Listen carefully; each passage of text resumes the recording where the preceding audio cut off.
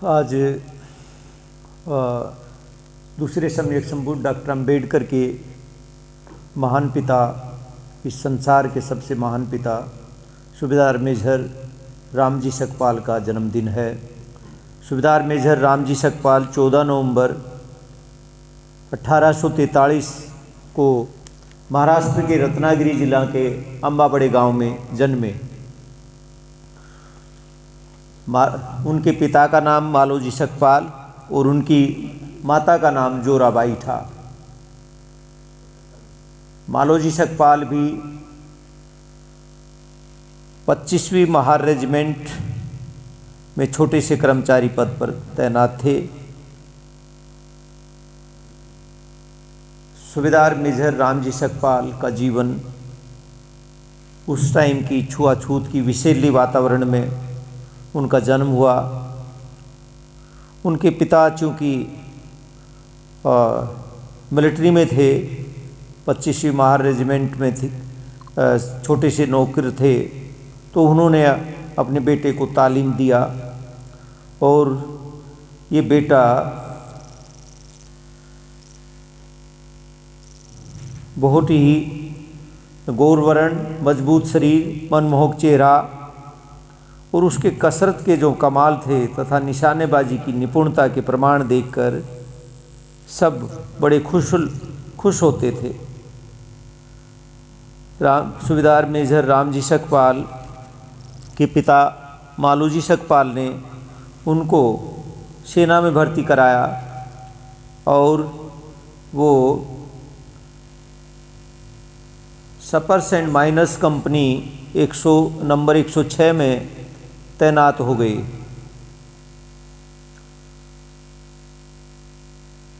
उसी time major Lakshman मुरवाडकर भी फौज में मेजर थे, जो बाद में उनके ससुर बने।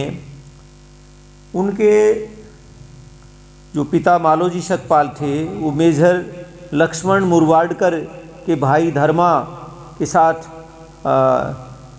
नौकरी करते थे।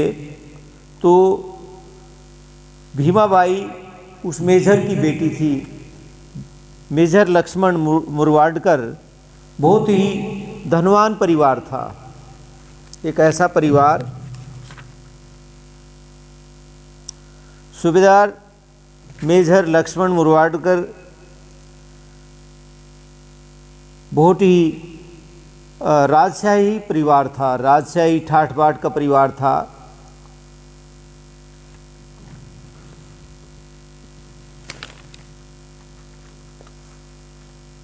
महाराष्ट्र के ठाणे जिले के मुरवाड गांव में ये कुटुंब रहता था। वहाँ धर्माजी, सखाराम जी, नानू जी, शंकर जी, राधो जी, डोगर जी और लक्ष्मण जी सातों भाई उप सेना में कार्यरत थे। लक्ष्मण मुरवाडकर इनमें बड़े थे और ईस्ट इंडिया कंपनी की बॉम्बे आर्मी में अफसर होने के कारण गांव में इनका बहुत सम्मान था। कुटुंब की दिनचर्या पर बड़ा होने के कारण ये ध्यान ही देते थे। इनकी इतनी बेहतर दशा थी कि पर्वों के अवसर पर ये लोग चांदी के बर्तनों में भोजन किया करते थे और गांव के माहरों को ज़रूरत में ये रुपया भी उधार दिया करते थे। ये इतने दयालु थे कि भूखे और गरीबों को वस्त्र और भोजन भी दान करते थे। इन्होंने गांव में बंगले के सामने पीपल के वृक्ष पर एक पीतल का घंटा टंगवा रखा था और उसे एक लकड़ी की हथौड़ी से सुबह को निश्चित समय पर नौकर बजाता था। लक्ष्मण मुरवाडकर ने ये नियम इसलिए बनाया था कि घंटा बजने पर गांव के लोग जाग जाएं और स्नान कर सही समय पर सामूहिक प्रार्थना के लिए इस वृक्ष के नीचे एक तरह हो प्रार्थना किया करें। पहले तो गांव वाले महारों ने इस नियम को मानने से इनकार किया। इससे क्रोधित होकर लक्ष्मण जी ने गरीब महारों को उधार रुपया, अनाज, चावल आदि मदद देने से मना कर दिया। अब भूखा मरता क्या न करता, इस प्रकार विवश होकर महारों ने उस नियम का अनुपालन करना शुरू कर दिया। सभी लोग सुबह उठने लगे, स्नान करने लगे और एकत्र होकर प्रार्थना करने के आदी हो गए। महिलाएं भी घंटा की आवाज़ सुनकर सुबह उठकर स्नान कर प्रार्थना करने आने लगी। लक्ष्मण मुरवाडकर को पशु पक्षियों का बहुत शौक था। उन्हें पशु पक्षी पालने का इतना शौक था कि उनके और बहुत ज़्यादा शौक था। वे अनेक बीघों के बड़े जमींदार थे। उन्होंने पक्षियों के लिए अनेक बाड़े बनाए थे जिनमें गाय, बैल, भैंस, घोड़े, हिरण और खरगोश आदि पालक थे। इन गायों का दूध परिवार के पीने के लिए उपयोग होता था तथा भैंसों का दूध, घी, दही, श्वम भी प्रयोग करते और विक्रय किया करते थे। साथ ही देसी विदेशी नस्ल के अनेक कुत्ते भी पाल रखे थे जो बंगले की सुरक्षा करते थे। इनके पशु पक्षियों में बंदर, तोता, मोर, मैना, कोयल, काकाकुआ आदि पक्षी भी जीव घर की शोभा में चार चांद लगाते थे। लक्ष्मण जी घोड़े पर सवारी किया करते थे और उनके पास एक शाही बैलगाड़ी भी थी जिसमें बैठकर दूर की यात्रा किया करते थे। उन्होंने घरे में अनेक नौकर चाकर, झाड़ू, पोंछा और गाय, भैंस, घोड़े की देखरेख तथा सेवा के लिए रखे हुए थे। इसके अलावा पास पड़ोस के 20-25 गाँवों में उनकी साहूकारी भी चल रही थी।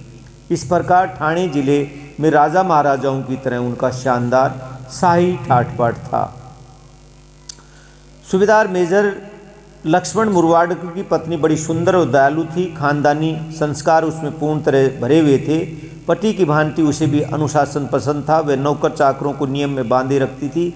इस दंपत्ति के कुल 3 बच्चे भी। इनमें बड़ा लड़का गणपति नाम का था जो ईस्ट इंडिया कंपनी की बॉम्बे आर्मी में सैनिक पद पर तैनात था।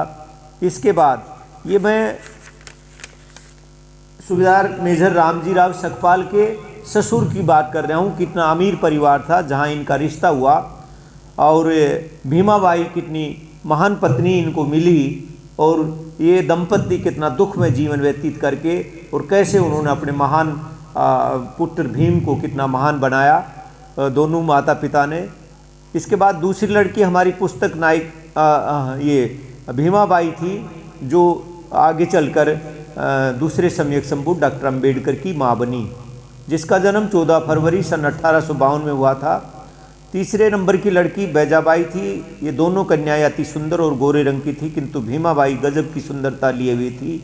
इसका गौरवर्ण, चौड़ा माथा, लंबा कद, सीधे साधे हुए नाक, काली कजरारी मोटी मोटी आंखें और काले लंबे के सुंदरता में चार चांद लगाते थे। उसकी मधुकर बोली सभी का मन मुग्ध कर देती थी। मृदुल मुस्कान के कारण घर के सभी जन उससे अधिक स्नेह करते थे। उसके गुलाबी होठ और पतले और सुंदर थे। भीमाबाई जितनी सुंदर थी उतनी ही चुलबुली और गुण संपन्न भी थी। वह बचपन से ही अपने माता के साथ रसोई में जमकर हाथ बटाती थी। वह कढ़ी, सरसों, पालक का साग, हलवा, पोहा, चिवड़ा, खीर, साग सब्जी आदि व्यंजन पकाने में निपुण थी। वह इतना महकदार और स्वादिष्ट भोजन पकाती थी कि खाने वाले मांगते रहते थे। उसे मेहनत करना बहुत पसंद था।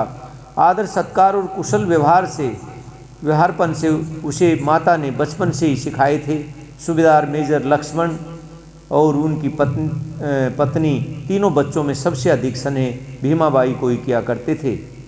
भीमाबाई गाय, भैंस, खरगोश, बंदरिया, हिरण आदि पशुओं को, तोता, मैना, मयूरी, कोयल सभी पक्षियों को भी स्नेह किया करती थी। खरगोश, हिरणों, बंदरों को गोदी में डालकर स्नेह करने में वह इतनी तल्लीन हो जाती, कभी कभी खाना भी भूल जाती थी। तोता, मैना, कोयल को छाती से लगाकर घंटों दुलारती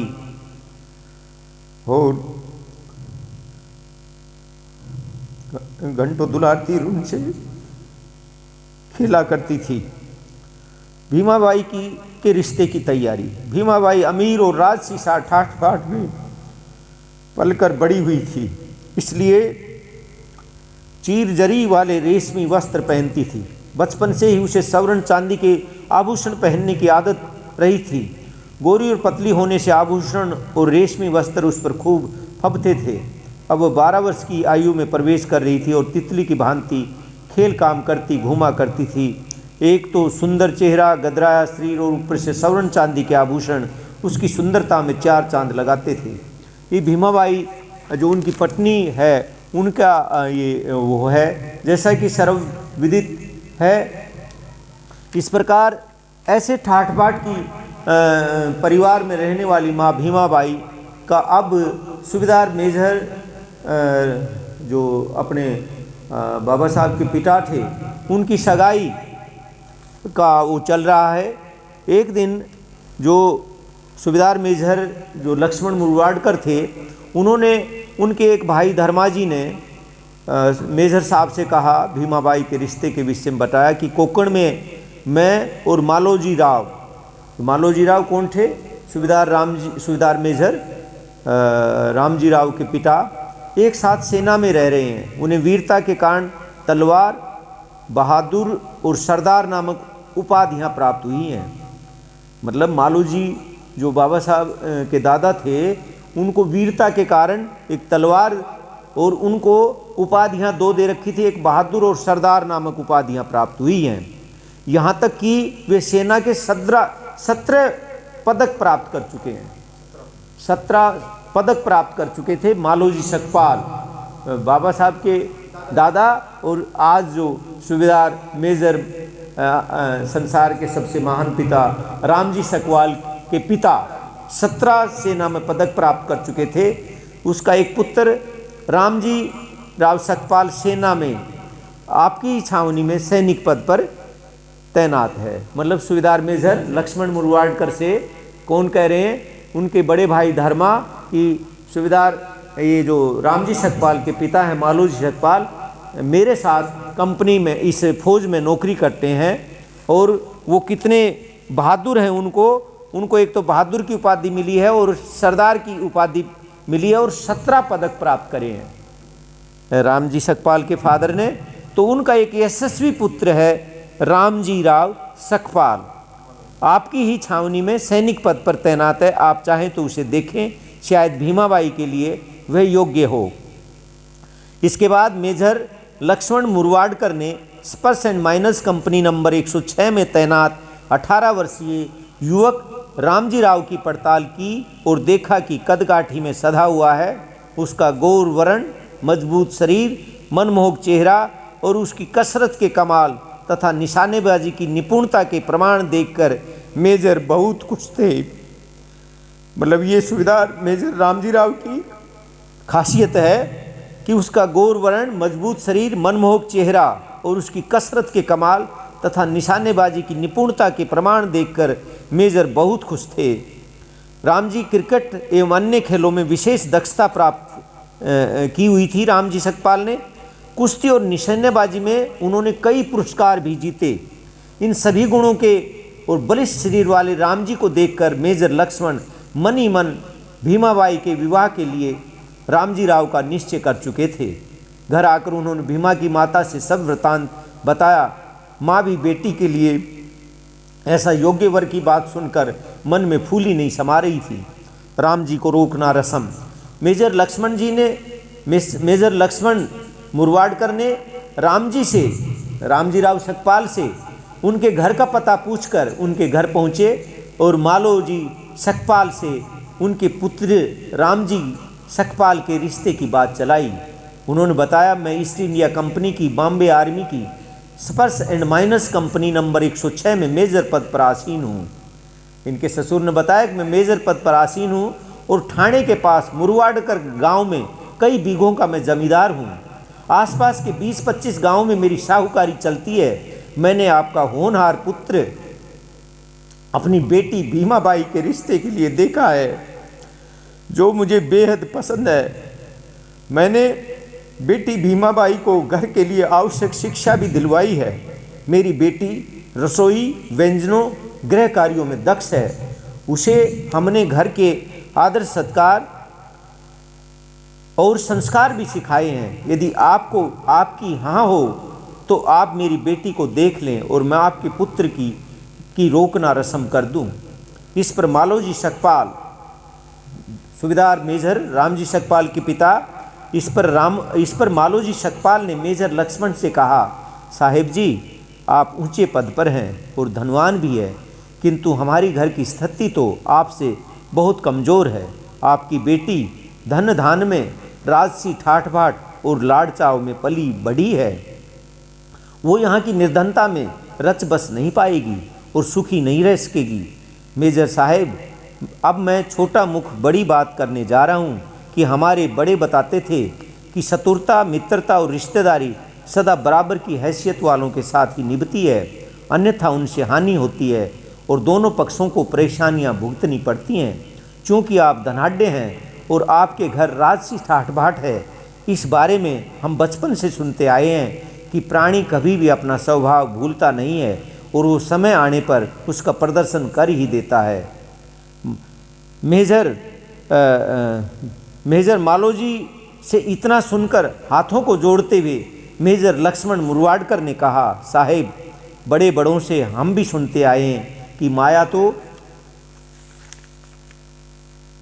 तो चलती फिरती छाया है, जैसे धूप जाने के बाद छाया आती है और कुछ पलों में कहीं चली जाती है। कभी घना दूध घी होता है तो कभी मुट्ठी भर चनों से ही काम चलाना पड़ता है और कभी वे भी नहीं मिलते। साहेब, मैं बेटी वाला हूँ, इसलिए आपसे सदा नम कर ही बर्ताव करूँगा, आपका सदा आदर ही करता रहूँगा। रही बात लाड़ चाव और धन धान और शान शौकत में पली बेटी की, हमने उसे अच्छे संस्कार ही सिखाए हैं। वह इतनी समझदार है कि वह स्वयं को इस वातावरण में ढाल लेगी। मालोराव सुलझे हुए व्यक्ति थे। उन्होंने मेजर साहब की व्यवस्था और अधीनता को देखकर उनकी बेटी का रिश्ता स्वीकार कर लिया तथा लक्ष्मण मुरवाडकर ने लड़का रोकने की रस्म ठाठ बाट से पूरी कर दी। रामजी राव और भीमाबाई का विवाह। कुछ माह बाद लक्ष्मण जी ने भीमाबाई के विवाह की चिट्ठी मालोजी के घर भिजवा दी। इस प्रकार दोनों पक्ष के घर के विवाह की तैयारी होने लगी। सन 1865 में हिंदी महीने के बैसाख सुदी 14 को मालोजी राव अपने पुत्र रामजी राव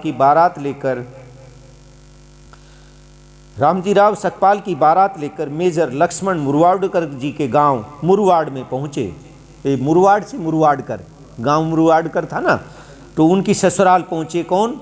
रामजी राव सकपाल के पिता मालोजी सकपाल अपने पुत्र रामजी राव सकपाल की बारात लेकर लक्ष्मण जी के गांव मुरवाड़ पहुंच गए। भीमाबाई के विवाह की चर्चा गांव में जोरों पर थी। बारात राजसी ठाठ बाट और घुड़चड़ी शान से करवाई गई। मालोजी सहित सभी परिवारी मेजर मुरवाडकर की साहेब की बैलगाड़ी में सवार थे। मालोजी सिर पर शानदार पगड़ी बांधे हुए थे और अपने संपूर्ण पदक धारण कर 10 पदक जो लिए हुए थे, संपूर्ण पदक धारण कर लक्ष्मण जी के समधी बनकर फूले नहीं समा रहे थे। रामजी राव की बारोठी करने और आरती उतारने के समय भीमाबाई की माँ दुल्हे को देखकर फूली नहीं समा रही थी और अन्य महिलाएं भी भूरी भूरी प्रशंसा कर रही थी। उसके उपरांत बारात को शाही पांडाल में भोजन कराया गया और रामजी को बंगले में शाही शानबाज से ठहराया गया। रामजी राव को शाही शानबाज से ठहराया गया। रात्रि को पंचों बुजुर्ग लोगों ने डाल, आभूषण, वस्त्र और भांवर का सामान, साड़ी, साया, जम्फर और आभूषण से सम्मान देखे और परखे। इसके बाद अर्धरात्रि में भीमाबाई और रामजी की भांवरों की रस्म पूर्ण की गई। इस समय भीमाबाई 13 वर्ष की और रामजी राव 18 वर्ष के थे। तीसरे दिन दुल्हन विदा की गई। विदा में पीतल और तांबे के सैकड़ों बर्तन, 51 सवरण की मुहरे, रिश्तेदारों और परिवार वालों को 7 घाघरी कमीज ओढ़ना, चादरें, पगड़ियाँ दी गई। ननद मीराबाई व सासू जोराबाई को सवरण की ताबीजें और रेशमी दखनी चीर घाघरियाँ दी गई। दुल्हे रामजी को सवर्ण की सोने की अंगूठी और समधी मालोराव जी को हीरा की अंगूठी भेंट की गई। सोचो, हीरा की अंगूठी भेंट गई। इसके अलावा 5 मन गेहूं, 5 मन चावल की गठिया तथा मोतीचूर के देसी घी से बने लड्डू की 10 स्यारी 10 किलोग्राम दुल्हन के साथ भेजी गई। इस प्रकार भीमाबाई दुल्हन के रूप में डोली में बिठाकर सैनिक बैंड की अगुवाई में विदा की गई।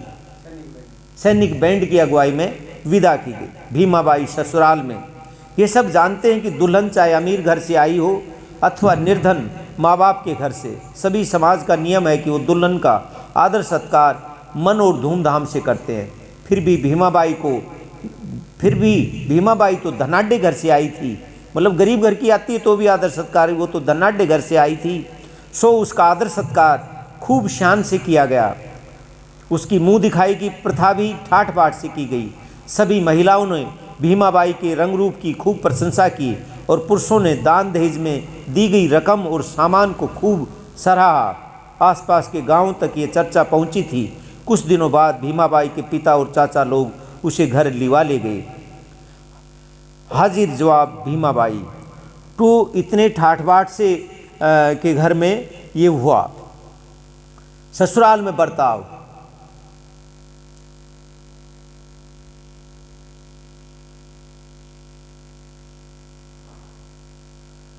घर में मालोराव को एक चिंता सदा सताया करती थी कि राजसी ठाठ बाट में पली बढ़ी और हमेशा स्वर्ण चांदी के आभूषणों में लदी रहने वाली मेरी पुत्र वधू हमारे गरीब घर में ठीक और खुशी से न रह सकेगी। उनका ऐसी चिंता करना स्वाभाविक ही था। यद्यपि सेना में नौकरी के कारण रामजी राव का घर अन्य महार परिवारों की अपेक्षा अच्छे स्तर का था, किंतु लक्ष्मण मुरवाडकर के घर की तुलना में अधिक ठीक नहीं था। चूँकि रामजी राव के पिता रामानंद पंथ के अनुयायी थे, इस कारण घर का वातावरण सात्विक और शुद्ध आचार विचारों वाला था। भीमाबाई शीघ्र ही उस धार्मिक वातावरण में घुल मिल गई और उनके संस्कारों के अनुरूप बरती चली गई। वहाँ के पूजा पाठ, बंदगी आदि भी कुछ ही दिनों में सीख गई। चूँकि भीमाबाई पर उसकी माता के संस्कारों का प्रभाव था, उसने ससुर मालोजी राव और जोराबाई सासू को माता पिता मानकर सम्मान दिया। वह सासू को एक भी कार्य नहीं करने देती थी। अपंग ननद मीराबाई से भी कुछ न करवाती थी, वरन उसकी भी सेवा मन से करती थी। उसने रसोई से लेकर झाड़ू, चौका, बर्तन, वस्त्र धोना आदि बड़ी दक्षता से करके सबका मन जीत लिया था। इतना ही नहीं, घर आने वाली महिलाओं का वह पांव लगकर आदर सत्कार किया करती थी। उन्हें बैठने के लिए मूढ़ा पटरी देती थी, पाटी देती थी और उनके लिए कली हुक्का भरकर भी देती थी। भीमाबाई के आदरणीय स्वभाव और मृदुल वचनों की प्रशंसा सारे मारवाड़े मोहल्ले में होती थी। रामजी राव को उन दिनों बहुत कम वेतन मिलता था। ऐसे में भीमाबाई ने अपनी सासू से कम खर्चे में घर चलाने की प्रार्थना की। अपनी सासू माँ से ही इस राजकुमारी की तरह रहने वाली ने कम खर्च में ही हम घर का काम चलाएंगे, और इस प्रकार कम रुपयों में महीने भर का खर्चा चलाकर भीमाबाई ने परिवार का मन जीत लिया। रामजी राव की धार्मिक अवस्था। यद्यपि रामजी राव ने रामानंद पंथ अथवा कबीर पंथ से दीक्षा नहीं ली थी, फिर भी दोनों पंथों के साधु संतों की संगत कर लेते थे। इतना ही नहीं, उन्हें संत कबीर के कुछ दोहे और पद कंठस्थ थे। इसके अलावा उन्हें संत तुकाराम, एकनाथ, ज्ञानेश्वर, नामदेव तथा संत चोखा मोल्ला के अभंग भी जुबानी याद थे। रामजी राव के मन पर संत कबीर के तार्किक विचारों का अधिक प्रभाव था। बाबा साहब के पिता को संत कबीर के तार्किक विचारों का अधिक प्रभाव था। अंधविश्वास से वे कोसों दूर रहते थे। वे हिंसा और अहिंसा के भेद को अच्छी तरह समझते थे। फौज में रहकर उनकी निशानेबाजी एकदम पक्की थी, किंतु अहिंसा का मर्म समझने के कारण वे कबूतरों की उड़ान और उन्हें गोली से घायल करने वाली प्रतियोगिताओं में कभी भी भाग नहीं लेते थे। सोचो, फौज में होते हुए वो कबूतरबाजी और कबूतरों की उड़ान और उन्हें गोली से घायल करने वाली प्रतियोगिताओं में कभी भी भाग नहीं लेते थे। इतने दयालु थे रामजी राव। सतपाल, रामजी राव की योग्यता। ईस्ट इंडिया कंपनी का एक अच्छा नियम ये भी था कि सैनिकों और उनके बच्चों की अनिवार्य शिक्षा के लिए रात्रि की पाठशालाएँ चलाती थी। ईस्ट इंडिया कंपनी रात को पाठशालाएँ चलाती थी। इसी पाठशाला में रामजी राव ने अंग्रेजी शिक्षा लेनी शुरू की। इसे शुरू करने के बाद रामजी राव ने कड़ी मेहनत से अध्ययन किया एवं नॉर्मल स्कूल की परीक्षा अच्छे नंबरों से उत्तीर्ण की। रामजी राव सकपाल ने नॉर्मल अच्छे नंबरों से उत्तीर्ण की। इस प्रकार इतिहास, गणित एवं अंग्रेजी विषयों में इन्होंने इतनी निपुणता हासिल कर ली। इसी पाठशाला में पढ़कर सूबेदार मेजर रामजी ने अध्यापक का डिप्लोमा भी प्राप्त कर लिया। इसके आधार पर आगे चलकर इन्होंने प्रिंसिपल प्राचार्य के तौर पर 14 वर्षों तक मिलिट्री कैंप में सैनिकों को पढ़ाने की नौकरी की। जैसे आर्मी एजुकेशन कोर पढ़ाती है ना, 14 साल तक वो मिलिट्री स्कूल के प्राचार्य रहे, प्रिंसिपल रहे। कहाँ रहे? Military headquarter of war Mhow में वो 14 वर्ष तक प्राचार्य रहे। तो ये सूबेदार मेजर का रैंक था। सूबेदार मेजर यहाँ तक पहुँचे। अब उनका तकलीफ भरा जीवन है। उनकी 14 संतानें हुई, 14 संतानें, जिनमें करीब 6 बच्चियाँ मृत पैदा हुई।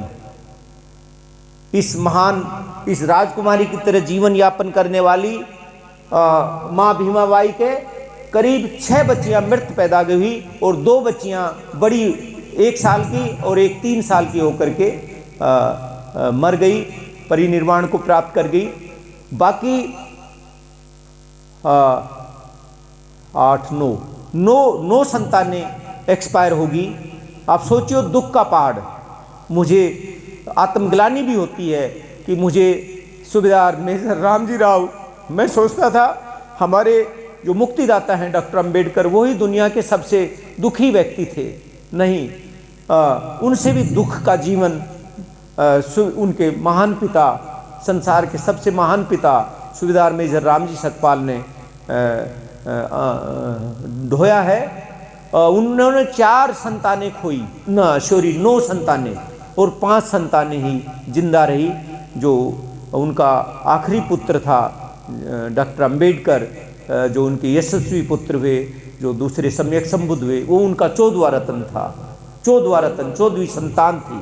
इस तरह भीमाबाई का शरीर माता भीमाबाई की तरह ही तकलीफ दे रहा, और भीमाबाई बहुत ही उसके बाद बहुत ही कम समय, ये कहें कि दूसरे सम्यक संबुद्ध के जन्म के 5 वर्ष बाद ही और उस महान बेटा जो दुनिया का मार्गदर्शक बना, उस महान बेटे को केवल 5 वर्ष ही अपना प्यार दे पाई। और दूसरी जो सूबेदार मेजर की दूसरी पत्नी थी, उसने इतने जुल्म ढाए बाप और बेटों पर, सूबेदार मेजर रामजी सतपाल और उनके यशस्वी बेटे भीमराव अंबेडकर पर इतने जुल्म ढाए कि ऐसी नीच औरत, ऐसी नीच मौसी शायद दुनिया में नहीं होगी।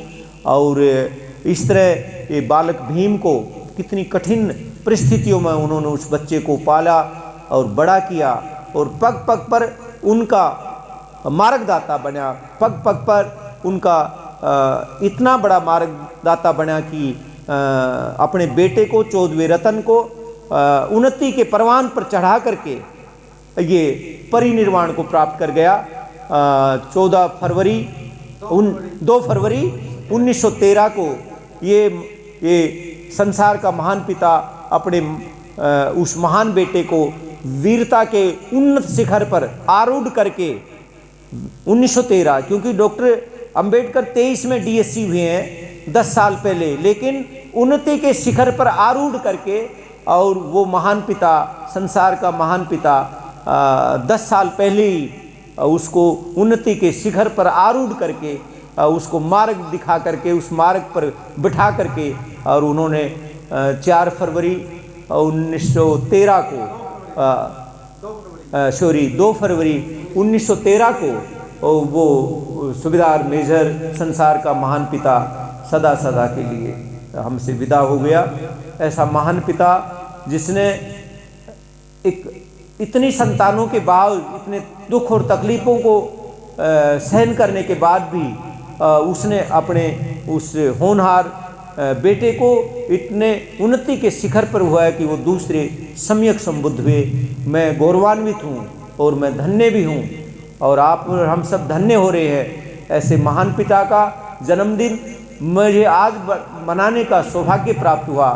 मुझे आत्मग्लानि भी है और अफसोस भी है कि मैंने उस महान पिता की पीड़ा को, उसके परिवार को मैं कल ही समझ पाया ठीक ढंग से।